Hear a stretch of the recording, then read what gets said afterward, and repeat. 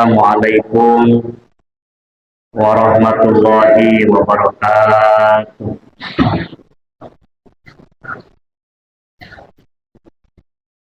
Bismillah, alhamdulillah alladzi arsala rasulahu bil huda wa dinil haqq liyudhhirahu 'ala ad-dini kullihi wa kafa billahi syahida. Asyhadu an la ilaha illallah wahdahu la syarika lah wa asyhadu anna Muhammadan abduhu wa rasuluhu la nabiyya wa la rasula ba'da. Allahumma salli wa sallim ala sayyidina wa habibina wa syafi'ina wa maulana Muhammad bin Abdillah wa ala alihi wa ashabihi wa man tabi'ahum ila yaumil qiyamah.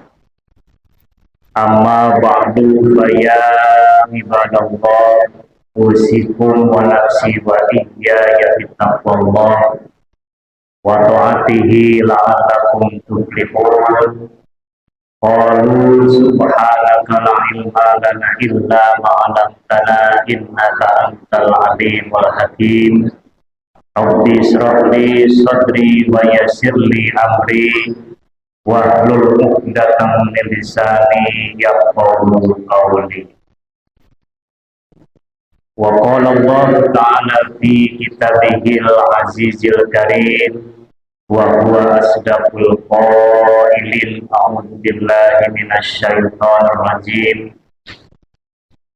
Bismillahirrahmanirrahim.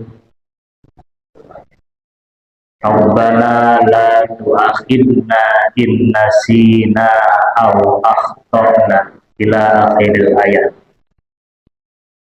Hadirin kaum muslimin jemaah sholat maghrib yang saya hormati, wabil khusus Bapak Ketua DKM dan juga pengurus yang lain, bapak-bapak, ibu-ibu, para ustadz yang saya hormati. Mudah-mudahan khusus yang hadir di malam hari ini diberikan kesehatan, diberikan keberkahan, dihasilkan maksud dan tujuannya, dijauhkan dari segala musibah dan balanya, dan yang barangkali sedang mengalami kesusahan mudah-mudahan Allah berikan kelapangan. Yang lagi tidak punya uang mudah-mudahan cepat punya uang. Paling kenceng.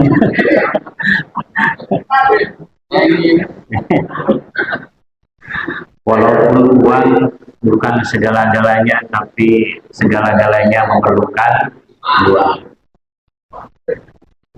Alhamdulillah pada malam hari ini kita masih diberikan kesempatan oleh Allah untuk bisa duduk di masjid yang kita cintai ini dalam rangka melaksanakan kegiatan rutinitas kita. Setelah sholat maghrib tadi dilanjut dengan sekarang taklim rutin. Mudah-mudahan aktivitas kita, duduk kita di masjid ini dalam rangka thalabul ilmi diberikan pahala seperti pahalanya yang sedang berjihad di jalan Allah Subhanahu wa ta'ala. Niatan gue ya, niat saya mencari ilmu, niat saya itikaf di masjid ini. Niatan dulu, kalau nggak diniatin amalnya jadi kesana kemari. Salawat dan salam juga tidak lupa marilah kita sanjungkan kepada junjungan kita Nabi besar Muhammad SAW, kepada keluarganya, para sahabatnya, dan juga kepada umat-umatnya, termasuk kita sekalian yang hidup jauh dari baginda Rasulullah SAW. Dan inilah salah satu umat atau manusia-manusia yang dirindukan oleh Rasulullah, karena kita tidak hidup semasa dengan Rasulullah, tidak pernah melihat wajah Rasulullah secara langsung, tapi kita mau melaksanakan apa yang telah disunahkan oleh Rasulullah SAW, dan ini menjadi nilai plus kita dan sebagai manusia atau umat yang didambakan pertemuannya dengan Rasulullah SAW. Ibu-ibu, bapak-bapak yang saya hormati, pada malam hari ini karena Pak Ustadz Hasan tidak bisa hadir karena lagi ada acara di luar. Pada malam hari ini kita sekarang sudah masuk ke bulan apa? Dzulqa'dah ya. Tanggal 1 apa tanggal 2? Tanggal 1. Apa besok tanggal 1 ya? Sekarang tanggal 1 ya. Bulan Dzulqa'dah itu termasuk dari Arba'atul Hurum, 4 bulan yang dimuliakan oleh Allah Subhanahu wa Ta'ala. Pertama, yang 4 itu adalah bulan Dzulqa'dah, kedua Dzulhijjah, ketiga apa ketiga? Syawal. Syawal. 4 yang dimuliakan oleh Allah dalam Al-Quran sebagai Arba'atul Hurum, karena inna iddata syuhur indallah di kitabillah isna asyar, bahwa hitungan bulan di sisi Allah sudah ditetapkan dalam fi kitabillah itu isna asyar. Hitungan bulan bukan bulan ya, bukan. Di sini redaksinya kan syahrul. Kalau bulan yang menyala di atas itu apa? Bulan purnama. Betul, purnama. Kalau bulan yang selalu bercahaya di kegelapan malam itu bahasa Arabnya Qomarun. Kalau matahari apa? Syamsul. Maka dalam kitab atau ilmu tajwid juga ada disebut dengan alif lam qomariyah, alif lam syamsiyah. Apa bedanya? Bedanya yang paling mendasar adalah alif lam yang ada tasdid dan alif lam yang tidak bertasdid. Kalau alif lam yang bertasdid itu disebut alif lam apa? Qomariyah atau syamsiyah yang ada tasdidnya. Contoh nih, alhamdulillah. Alhamdulillah itu kan alif lam ha. Alhamdulillah itu tidak bertasdid. Itu masuk ke alif lam yang tidak ada tasdidnya. Tapi kalau yang ada tasdidnya seperti ar-Rahman, ar-Rahim, nah itu kan alif lam. Nah itu di atasnya kan ada apa? Ada tasdidnya. Nah, ada alif lam yang bertasdid, ada alif lam yang tidak bertasdid. Alif lam yang bertasdid itu disebut dengan hukum alif lam apa? Qomariyah apa syamsiyah nih? Cung yang qomariyah. Kacungnya ke atas bukan ke bawah. Alif lam yang bertasdid itu alif lam syamsiyah. Nah, ya, asyamsul. Nah, kalau alif lam yang tidak bertasdid itu alif lam qomariyah. Kenapa? Lihat perbedaannya, Pak. Alhamdulillah. Qomariyah itu kan artinya bulan, itu bulan kita bisa memandang nggak? Bisa kan ya? Jelas tuh. Apalagi bulan purnama. Jelas. Alhamdulillah. Tapi kalau asyamsu, kita mampu nggak melihat, menatap matahari? Nggak bisa. Krenyem-krenyem paling lama paling juga 1 menit juga walau alam ya. Itu artinya apa? Alif lam syamsiyah itu disamarkan. Karena apa? Karena kita melihat matahari juga samar, mata kita nggak bisa seperti memandang bulan. Kalau kita memandang bulan jelas kan, dipentelang sampai 1 jam juga bisa. Itu kalau bulan. Maka dalam konteks ilmu tajwid juga alif lam yang tidak bertasydid itu jelas seperti kita memandang komar, karena alif lam komariah. Alhamdu. Tapi kalau ar-Rahman, lamnya masuk ke ro.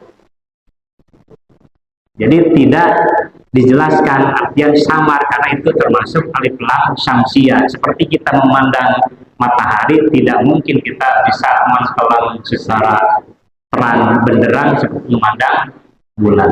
Nah, ini perbedaan dalam ilmu tajwid. Ini sehari-hari Pak ya, alif lam syamsiyah, alif lam komariah. Yang penting mah bener aja bacanya Pak ya, walaupun nggak bisa lupa juga namanya karena mungkin kita sudah faktor U ya, jadi kadang lupa apa itu namanya, tapi bahasanya benar. Nah, termasuk bulan Dzulqa'dah ini itu termasuk dari arba'atul hurum, 4 bulan dari 12 bulan itu ada 4 bulan yang dikategorikan sebagai arba'atul hurum, 4 yang dimuliakan, 3 berturut-turut, 1 ajlok, Dzulqa'dah, Zulhijjah, Muharram, terus Rajab.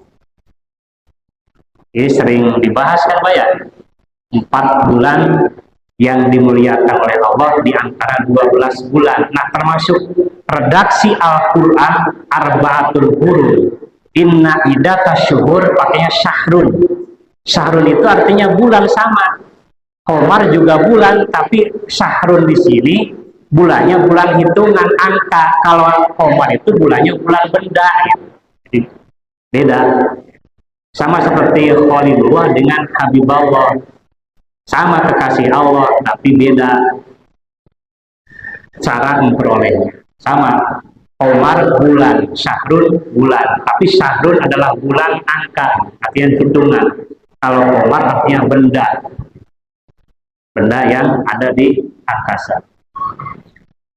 Nah, di dalam bulan Dzulqa'dah ini, kalau lihat di dalam Sirah Nabawiyah, itu ada beberapa peristiwa. Kenapa bulan Dzulqa'dah itu disebut sebagai atau masuk ke dalam arba'atul hurum?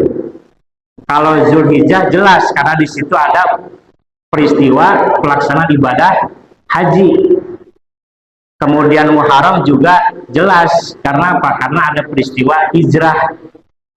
Bahkan tanggal 10 Asyura itu berbagai macam peristiwa terjadi di situ. Doanya Nabi Yunus muntah dari ikan Nun itu pada tanggal 10 Muharram. Doanya dosa Nabi Adam diampuni juga pada saat 10 Muharram. Ada peristiwa yang istimewanya, maka pantas kalau Zulhijjah, Muharram disebut bulan hurum. Begitu juga Rajab karena ada peristiwa Isra Mi'raj. Nah, kalau Dzulqa'dah ada apa? Kira-kira ada apa, Pak? Peristiwa yang bisa atau yang menyebabkan landasan historis, landasan sejarah. Kenapa Dzulqa'dah itu disebut atau masuk di dalam bulan hurum yang 4 itu? Kalau Zulhijjah ada haji, Muharram ada hijriyah, ada hijrah, Rajab ada Isra Mi'raj. Kalau Dzulqa'dah itu ada peristiwa apa? Hah? Ada apa? Kedengaran nggak? Ada apa? Hah? Nabi Nuh kenapa?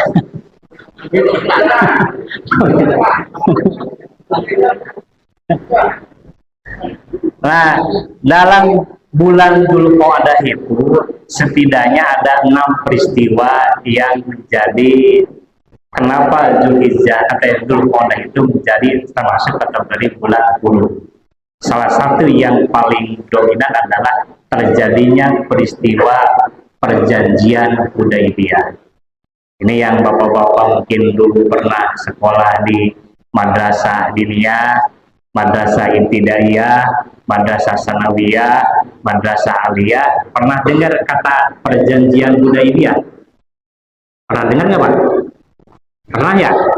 Ada pelajarannya itu perjanjian Hudaibiyah. Kira-kira tentang apa itu? Apa?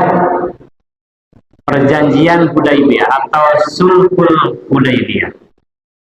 Perjanjian Hudaibiyah. Hudaibiyah itu nama tempat. Jadi perjanjian di wilayah Hudaibiyah. Apa isinya? Isinya yang paling mencolok adalah tentang gencatan senjata selama 10 tahun antara kaum Quraisy dengan pasukan Nabi Muhammad SAW. Pada saat itu, dan itu terjadi pada bulan Dzulqa'dah. Jadi peristiwanya ketika Nabi Muhammad SAW mau umroh pada bulan Zulhijjah, pada bulan Dzulqa'dah itu dihadang oleh kaum kafir Quraisy. Tidak boleh memasuki Mekah. Akhirnya terjadi semacam negosiasi, perdebatan yang sengit. Kenapa saya sampai dihalangi begini untuk masuk Mekah? Akhirnya orang kafir Quraisy menawarkan semacam perjanjian atau kesepakatan. Dan kesepakatan Hudaibiyah itu salah satunya adalah sepakat selama 10 tahun tidak boleh adanya serang menyerang alias gencatan senjata antara kafir Quraisy dan kaum muslimin. Dan ternyata baru 2 tahun sudah dilanggar. Siapa yang melanggar? Orang kafir Quraisy. Maka jangan heran Pak kalau antara mungkin peperangan sekarang itu antara Israel dengan Palestina, gencatan senjata, kita mah sebagai umat Islam sepakat selalu mentaati. Tapi siapa yang selalu melanggar? Dalam sejarahnya sudah terbukti. Itu yang pertama.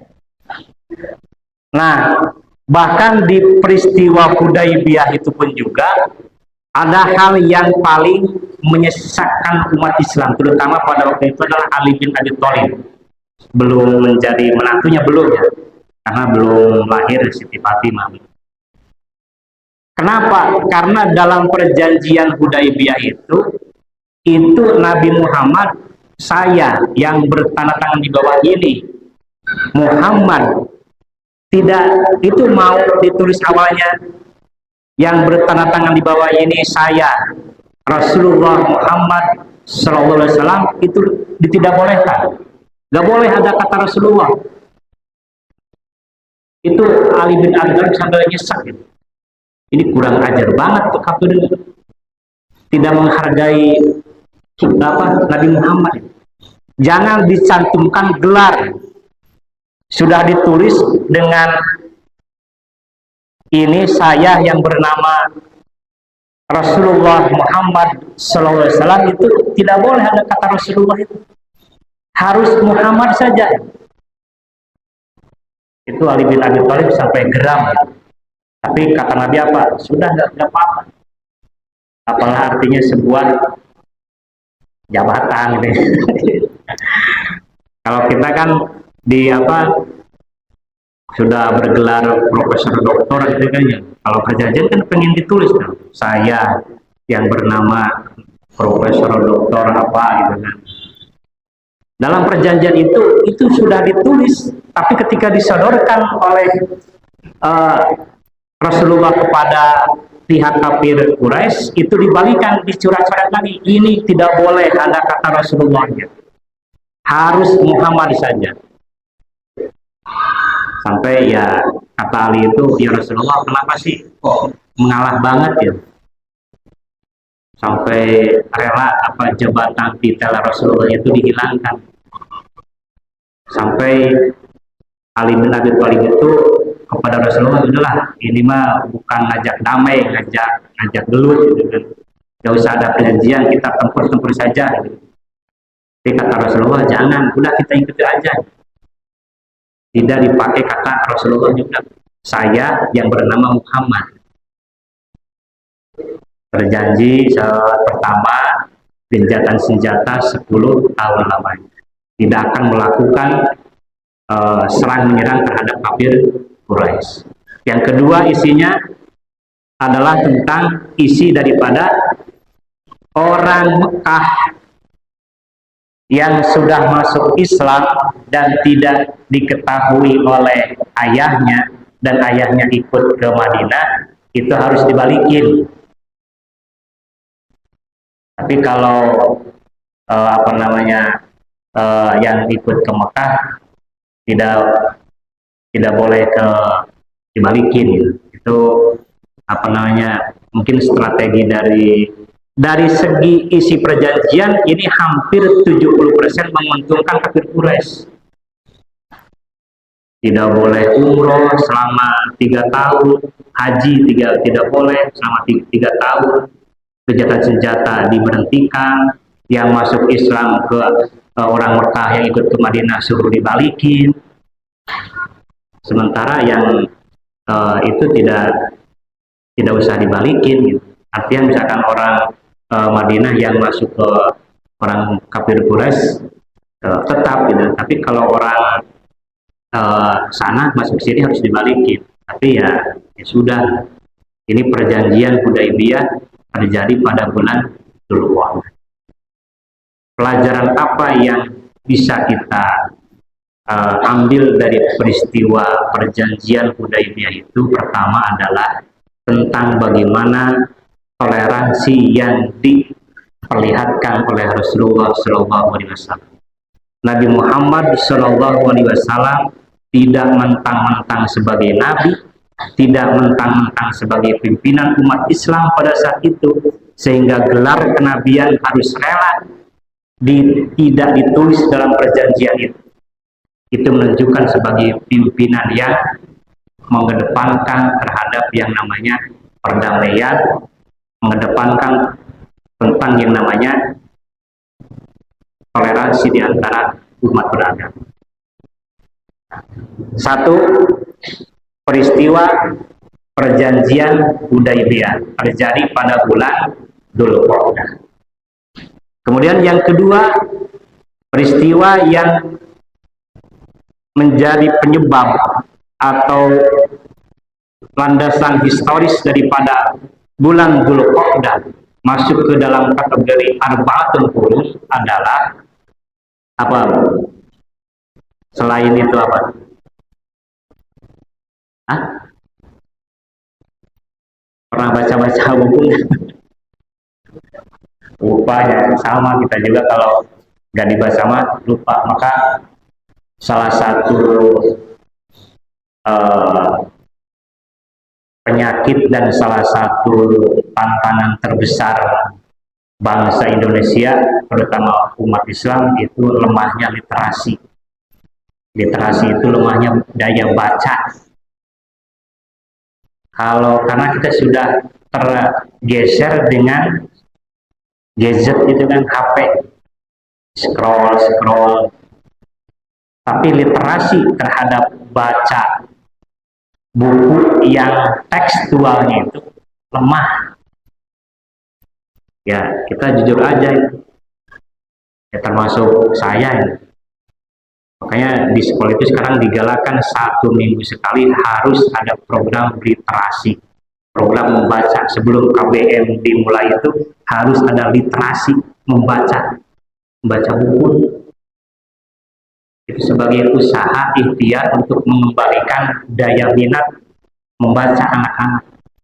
Tapi tetap kalah ya, karena literasi paling cuma 30 menit, sementara baca-baca scroll HP sampai zaman lebih, kalah.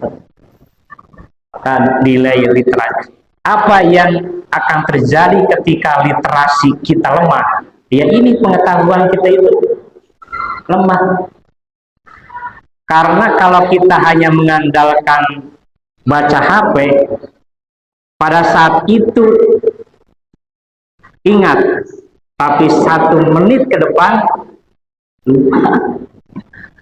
Karena beda antara mediasi dengan digital dengan mediasi dengan tekstual kertas itu beda. Maka ada upaya untuk mengembalikan apa namanya pakai buku pakai terus nulis itu pakai pulpen di buku itu dikembalikan lagi karena udah literasinya lemah, daya tulis juga lemah. Ini yang terjadi di generasi kita. Khawatirnya Pak merembet kepada yang lain. Membaca buku lemah, maka munculnya nanti kebaca Al-Quran gak minat. Karena baca Al-Quran juga kan kitab. Kan sekarang mah bisa Ustaz lewat HP kan ya, dia memang bisa. Tapi tetap beda antara membaca lewat media digital itu dengan membaca kita memperlihatkan huruf di teks kertas itu beda. Maka literasi itu menjadi penting. Maka kita usahakan 10 menit sehari itu membaca buku apa saja, bukan melihat HP. Kalau melihat HP mah jangan di waktu ya udah bangun tidur yang dicari HP dulu, mau tidur juga yang terakhirnya adalah HP juga. Nah, ini yang menjadi PR kita yang harus digiatkan kepada anak-anak kita bagaimana mengembalikan daya minat literasi membaca dan membaca. Karena wahyu pertama pun juga bukan wahyu bukannya. Wahyu yang pertama turun kepada Nabi Muhammad SAW adalah perintah membaca. Iqra bismi rabbikal ladzi khalaqal insana min 'alaq iqra wa rabbukal akram alladzi 'allama bil qalam terus alamal insana malam ya. Itu wahyu pertama. Wahyu terakhirnya adalah surat. Kalau tadi wahyu pertama surat Al-Alaq ayat 1 sampai 5, kalau wahyu terakhirnya itu surat Al-Ikhlas. Surat apa, Pak? Pada saat Nabi sedang melakukan haji wada. Haji wada itu haji terakhir, maka turun ayat surat Al-Maidah. Ayat berapa, Pak? Ayat 5 ya kalau tidak salah. Al-yawma akmaltu lakum dinukum wa atmamtu alaikum wa raditu Islam madinah. Pada hari ini telah kusempurnakan agama Islam. Itu sebagai wahyu terakhir. Karena Al-Quran itu turun tidak langsung gebluk satu buku kepada Rasulullah, tidak, tapi berproses selama 23 tahun. Maka di dalam Al-Quran sebagaimana surat yang sering kita baca, inna anzalnahu fi lailatul qadr wa ma adraka ma lailatul qadr inna anzalnahu fi lailatul qadr. Sesungguhnya aku turunkan Al-Quran di malam kemuliaan. Nah, dalam ayat itu Allah memakai kata nazala, sama artinya tentang terhadap, itu artinya tentang turun. Nah, itu turun di situ memang satu paket. Karena dari Allah itu dari Lauhul Mahfuz ke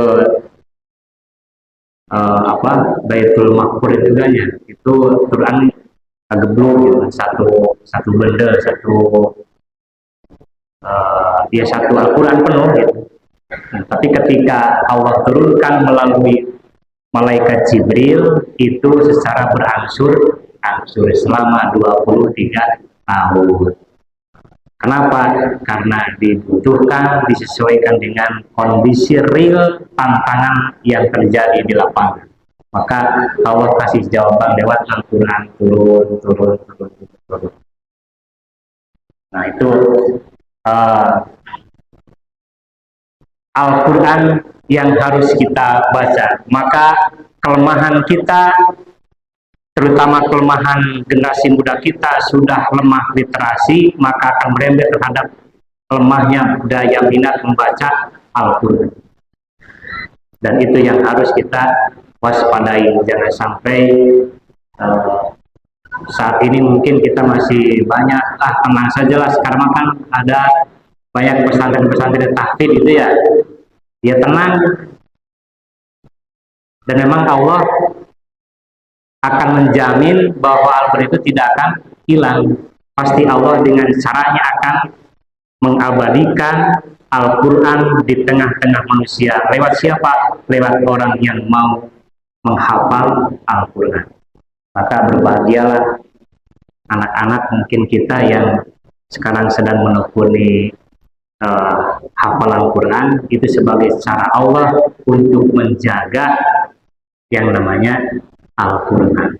Karena dulu waktu zaman Nabi kan para hufaz itu, para penghafal Quran kan kebanyakan mati.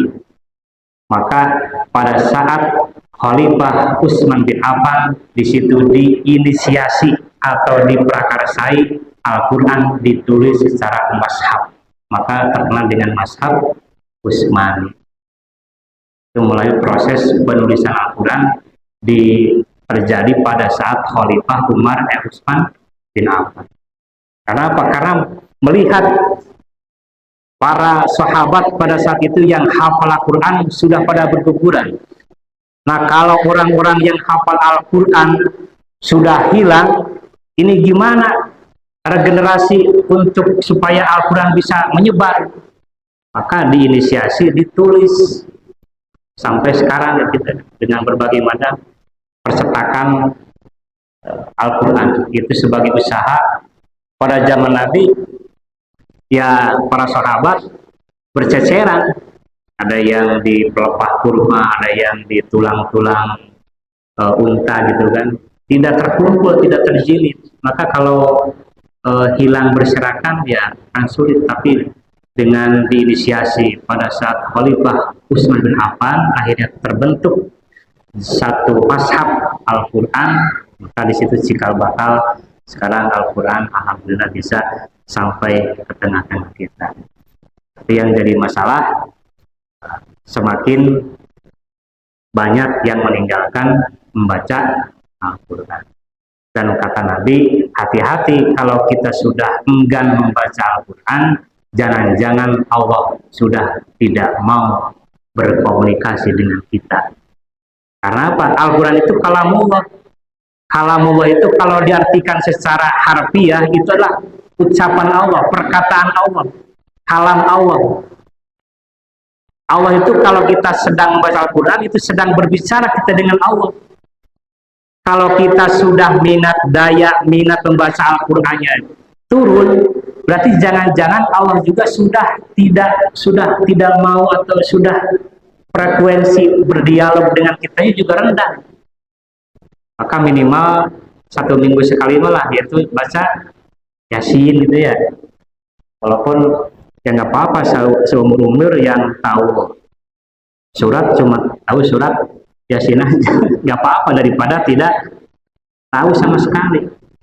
Nah, yang minimal ya yang sering tahlilan kan tahu ya Yasin, Al-Ikhlas, Al-Falaq, An-Nas, ya minimal Al-Fatihah, Al-Baqarah potongannya, ayat kursi, minimal itu yang kita baca daripada tidak pernah sama sekali. Ya minimal kita sholat juga membaca Al-Fatihah dan juga surat yang lain kalau bisa.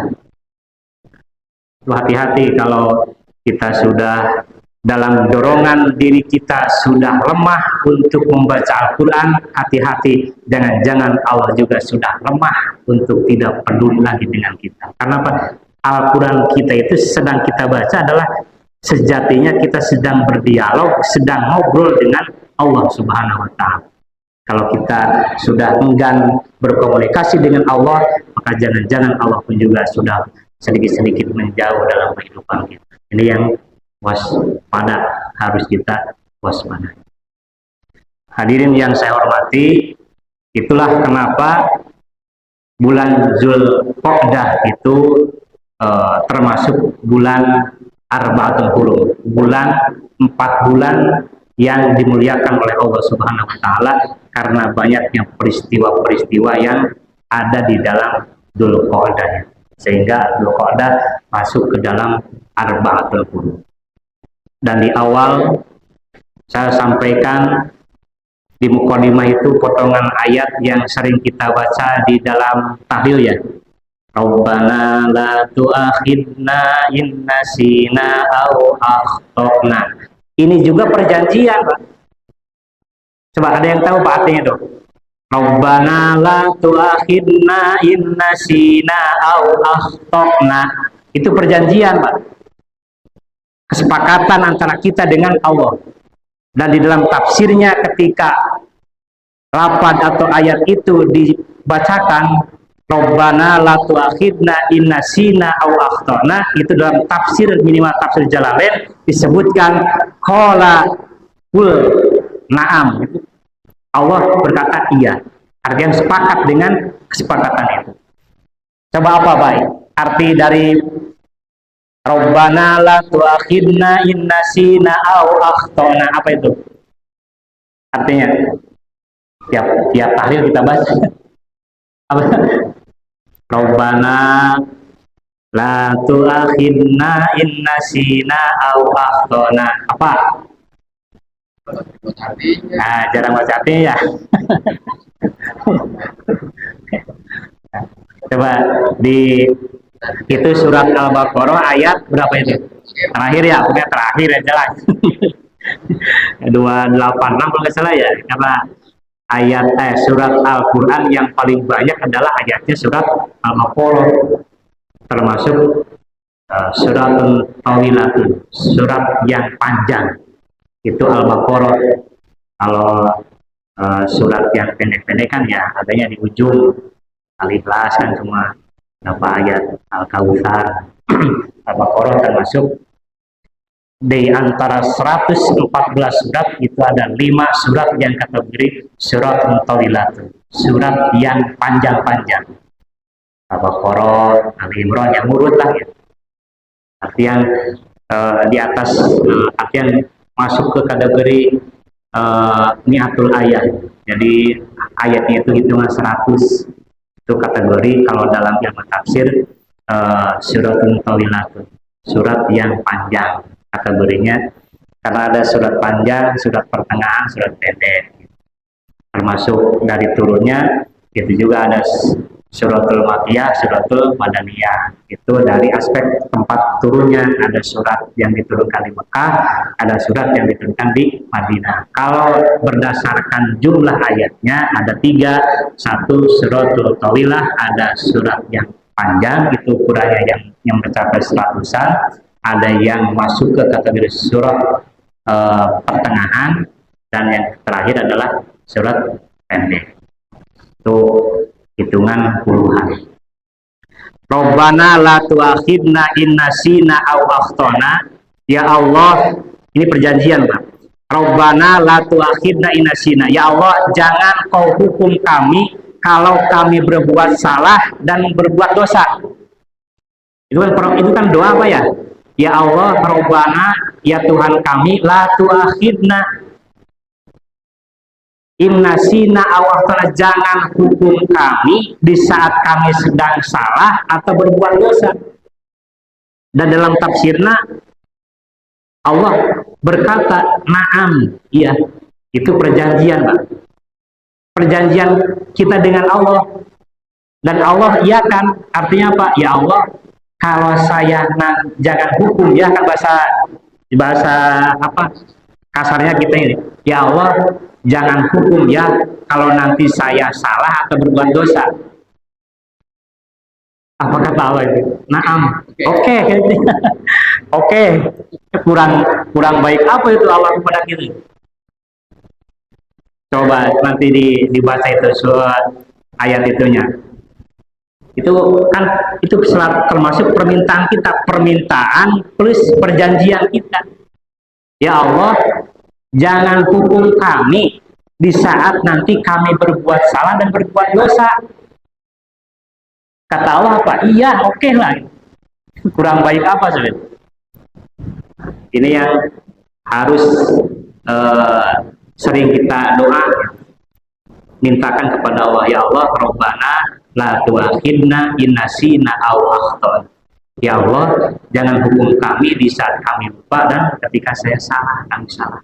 Dan kata Allah, na'am, iya, oke, gitu. Ini perjanjian juga. Nah, siapa yang suka melanggar? Allah mah pasti ini. Jadi kita tuh jangan khawatir, kita sebagai umat Islam dari sudut-sudut mana saja seperti gini nih. Kita kata Rasulullah itu kan ketika barang siapa man qala la ilaha illallah, barang siapa yang mengucapkan la ilaha illallah, maka dakhalal jannah, masuk surga. Kata para sahabat, walaupun dia tidak sholat ya Rasulullah, iya. Nah, itu karena kita sudah pegang kuncinya kan, miftahul jannah la ilaha illallah, kunci surga itu la ilaha illallah. Jadi kita memohon kepada Allah karena waktunya habis ini. Jadi Rabbana la tu'akhidna in nasina aw akhtana, ini perjanjian kita dengan Allah, Pak. Ya Allah, jangan sampai kau hukum kami ketika kami lupa dan berbuat salah. Kata Allah, yes. Mudah-mudahan kita semua diberikan kekuatan lahir batin untuk selalu istiqomah dalam menjalankan perintah Allah Subhanahu wa Ta'ala. Bulan ini bulan haram, bulan yang dimuliakan. Silakan isi dengan berbagai macam kegiatan keagamaan, sedekah, terutama sangat dilipat gandakan di bulan haram. Terima kasih. Mohon maaf. Wallahul muwaffiq ila aqwamit thoriq. Assalamualaikum warahmatullahi wabarakatuh.